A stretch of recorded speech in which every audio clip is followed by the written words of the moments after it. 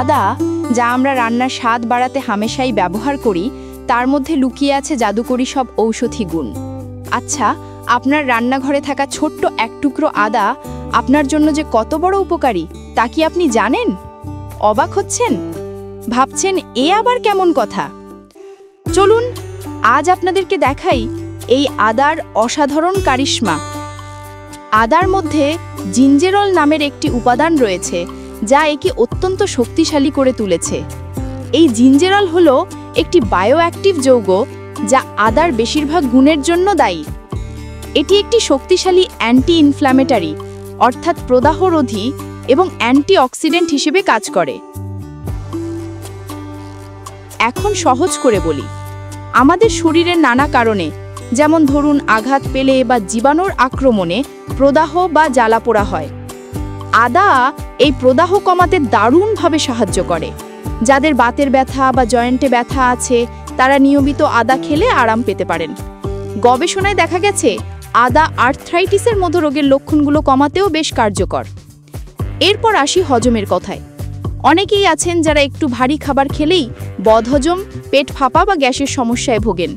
তাদের জন্য আদা হতে পারে এক মহৌষধ। আদা আমাদের হজমের রসকে উদ্দীপিত করে এবং খাবার দ্রুত হজম করতে সাহায্য করে। ফলে খাওয়ার পর এক টুকরো কাঁচা আদা চিবিয়ে খেলে বা আদা চা পান করলে অস্বস্তি থেকে মুক্তি পাওয়া যায়। বমি বমি ভাব বা মোশন সিকনেসের সমস্যায়ও আদা খুব উপকারী।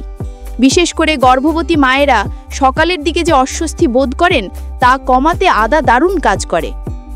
কেমোথেরাপির পার্শ্ব প্রতিক্রিয়া হিসেবে যে বমিভাব হয় সেটাও কমাতে আদা বেশ কার্যকারী।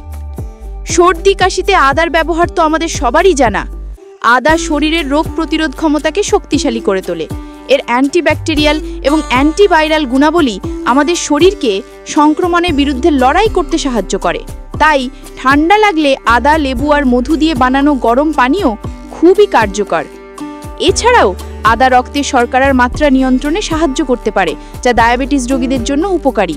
এটি শরীরের খারাপ কোলেস্টেরলের মাত্রা কমাতেও ভূমিকা রাখে এবং হৃদরোগের ঝুঁকি কমাতে সাহায্য করে। তাহলে বুঝতেই পারছেন আপনার রান্নাঘরের এই সাধারণ মশলাটি আসলে কতটা অসাধারণ। তাই প্রতিদিনের খাদ্য তালিকায় অল্প পরিমাণে হলেও আদা রাখুন এবং সুস্থ থাকুন। তবে মনে রাখবেন, যে কোনো কিছুই অতিরিক্ত ভালো নয় এবং আপনার যদি কোনো বিশেষ শারীরিক সমস্যা থাকে তাহলে অবশ্যই ডাক্তারের পরামর্শ নিন।